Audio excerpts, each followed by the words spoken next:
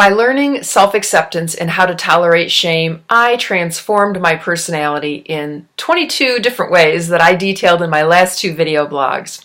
Hi, I'm Harper West. I'm the developer of self-acceptance psychology, and my evidence and experience really showed that developing self-acceptance works. It helps with so many issues in emotional and behavioral functioning. My experience also showed that I have a bit of a talent for self-transformation, but also that I had good skills in helping others with their emotional and behavioral issues. So I became a clinical psychologist in midlife, but even before I started my training and studies in psychology, I recognized that the labels used by the profession that were coded in the Diagnostic and Statistical Manual, or DSM, these labels were largely arbitrary, meaningless, and certainly unscientific, as most people recognize today. My intuition and common sense told me that there was a more easily understood and definable way where we could look at things through a different lens and consider human behaviors as natural and primal and just adaptations to their experiences of life. After I graduated and completed my clinical training, I became a psychotherapist. I wrote an award-winning book called Pack Leader Psychology, and I continued to define these ideas. And the more I understood about the mental health profession, the angrier I got. I got very angry seeing people come into my office who had been labeled and stigmatized and medicated and drugged for behaviors that were merely normal reactions and adaptations to their social and psychological experiences. And every case seemed to show me ways that the current system failed through its fundamental mischaracterizations of mental illness. And because I had never bought into the propaganda that mental disorders were caused by a brain malfunction, I easily saw things through a very different lens. I saw that children who were raised by angry, anxious, or even abusive parents became angry and anxious children, even though then they were later maybe labeled as ADHD or oppositional defiant.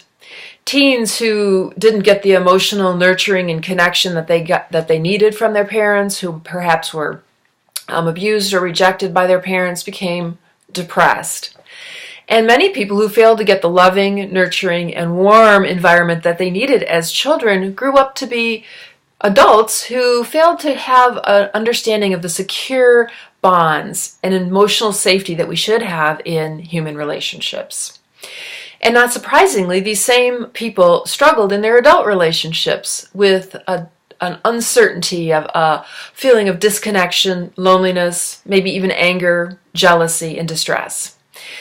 And naturally, they craved human connection and acceptance and understanding, but they didn't know how to go about getting that. It was a language that they didn't speak.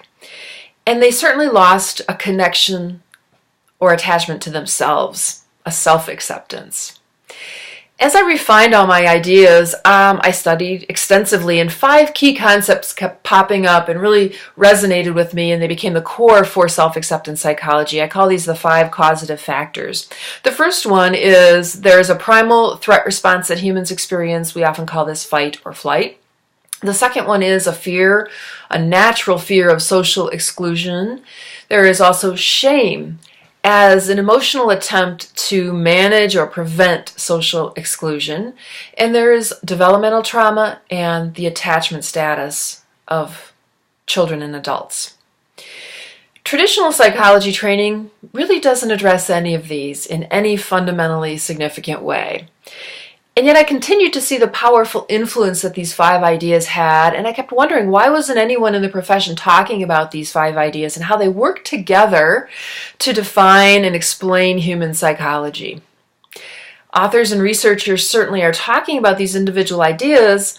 Trauma and attachment are important ideas that have really come to the forefront in the last 10-15 years. Shame and self-compassion and mindfulness are all important ideas that influence our behavior as humans. But no system, no spokesperson seemed to be coming forward to tie these 5 ideas together. And, researchers are certainly forced to use the current diagnostic system that's coded in the DSM, and grant funding ties them to those ideas, whereas I was free as a clinician without those constraints to revisit and relook at these human behaviors in a new way. And perhaps someone like me outside of the academic field was needed to propose a new solution to replace the DSM and to fix its ills. Because of course we in the profession as psychotherapists see people every day. We understand their psychosocial experiences and their traumas and their attachment history, where researchers probably don't. And at first I hesitated to speak up because these ideas seem so obvious that surely someone else must be connecting the dots. But it didn't seem like anyone was. And since my training and my experience as a therapist, I've really studied huge volumes of material. I've worked with clients. I've become even more convinced that the DSM is dead flat wrong. It's inaccurate, it's misleading, and it's downright harmful.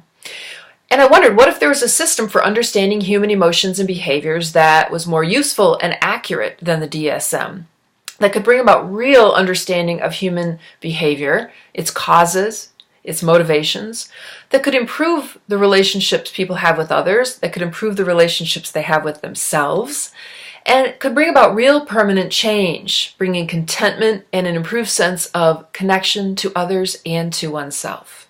What if there was such a system? Well, there really is. I've defined it as self-acceptance psychology. So this is a very simple but powerful new paradigm for understanding emotional difficulties, and it's in stark contrast to the current disease model that psychiatrists promote. Self-acceptance psychology is based on these 5 well-accepted causative factors, and when they're considered together, they provide a powerful new framework for understanding and promoting real permanent change in mood and behavior.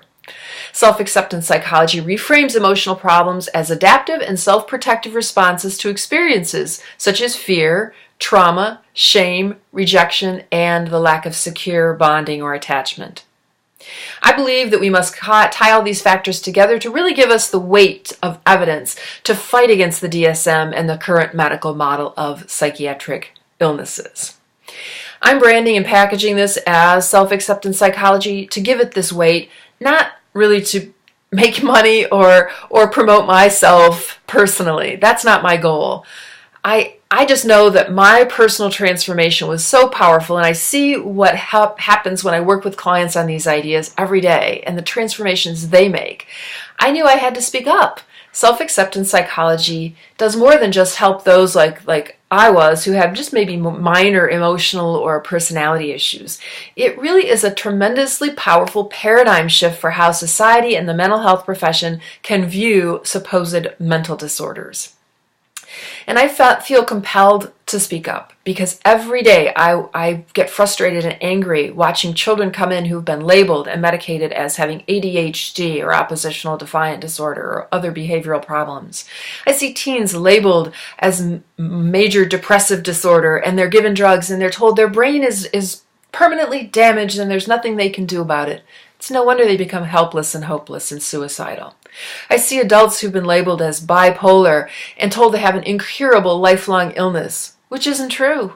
It's merely mood swings and difficulties, most likely due to trauma. My goal is outrageous, but it's essential. It's essential that we start a revolution in how we define and treat mental illnesses.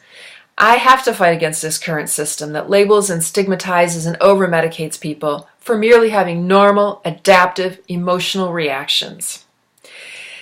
I really hope that you join me in this fight to fight against the falsehoods that are promoted by the psychiatric profession and by the pharmaceutical companies who really just want to make money off of other people's suffering. It's pretty sad.